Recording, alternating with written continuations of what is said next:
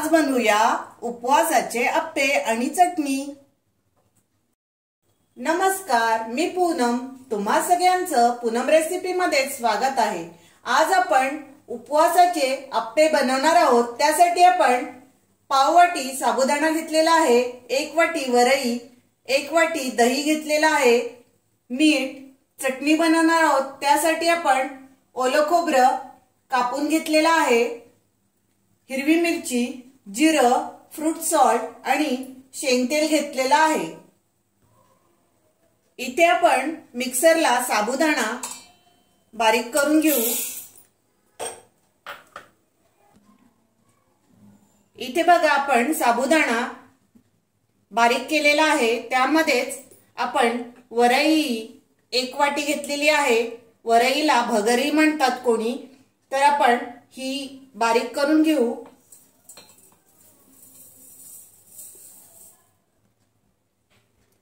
इथे आपण बघा साबुदाणा आणि वरई रवाळ अशी बारीक करून घेतलेला आहे। आपण आता काढून घेऊ। इथे आपण 1 वाटी दही घेतलेला आहे, दही टाकून घेऊ।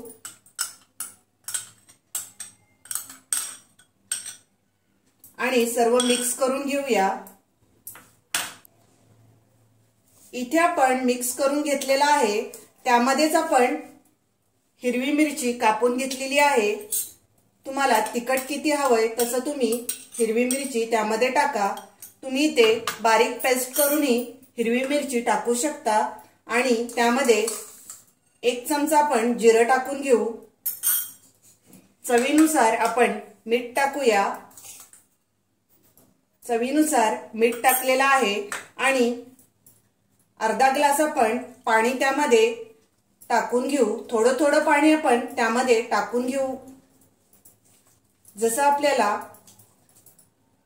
बॅटर तयार करायचं आहे तसं आपण पाणी टाकायचं आहे।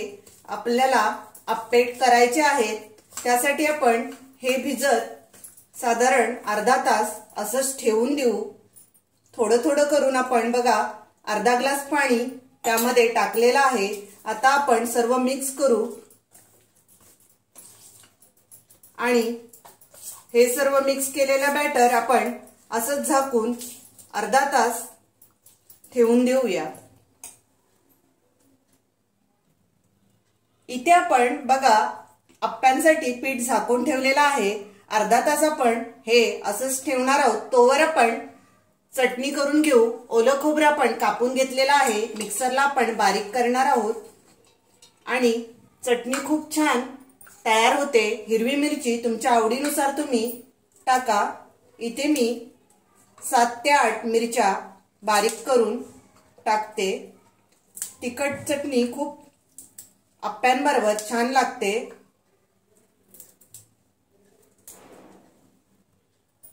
इथे आपण थोडंसं चवीला मीठ टाकूया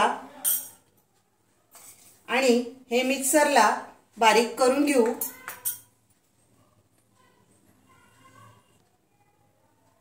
इथे आपण बघा मिक्सरला थोडं थोडं पाणी टाकून चटणी तयार करून घेतलेली आहे।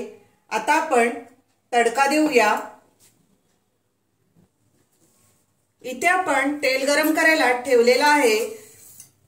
1 चमचावरून तेल टाकलेलं आहे। तेल गरम झाले, त्यामध्ये अर्धा चमचा आपण जिरं टाकू आणि चटणीला आपण तडका देऊया। गॅस आता बंद करतोय आणि त्यामध्ये आपण मिक्सरला बारीक केलेली चटणी टाकून देऊ।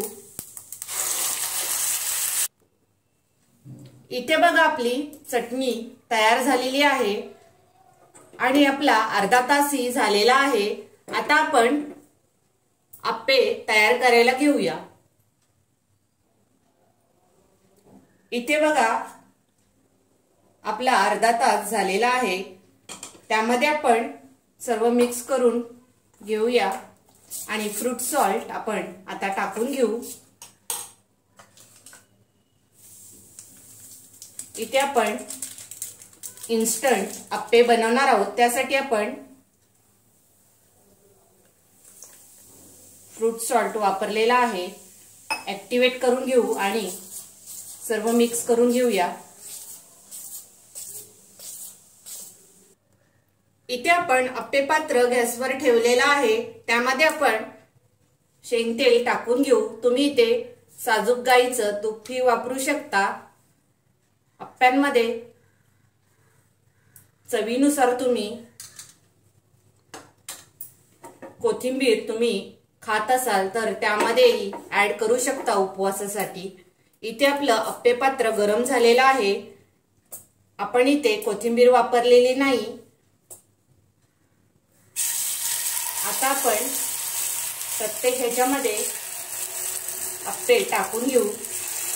अगोदर आपण बाजूनी आप्पे टाकून घेणार आहोत, कारण मध्यभागी लवकर रोस्ट होतात।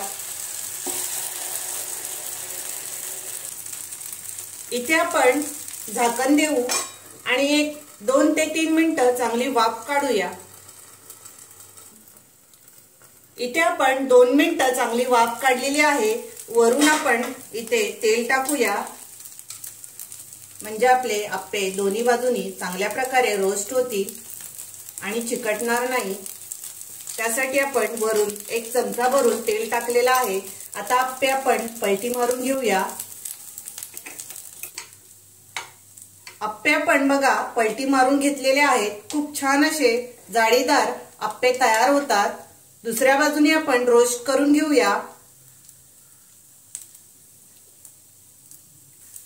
इथे आपण दोन्ही बाजूनी उपवासाचे आप्पे बघा रोस्ट करून घेतलेले आहेत। गॅस बंद करू आणि अशाच प्रकारे राहिलेले आप्पे आपण रोस्ट करून घेऊया। इथे आपण बघा सर्व आप्पे करून घेतलेले आहेत आणि चटणी ही प्लेटमध्ये काढून घेतलेली आहे। चटणी बरोबर खायला खूप छान लागतात। तुम्ही ही माझी रेसिपी नक्की ट्राय करा। माझा व्हिडिओ आवडला असेल तर लाईक करा, शेअर करा आणि माझ्या चॅनलला सबस्क्राइब करा। Thank you.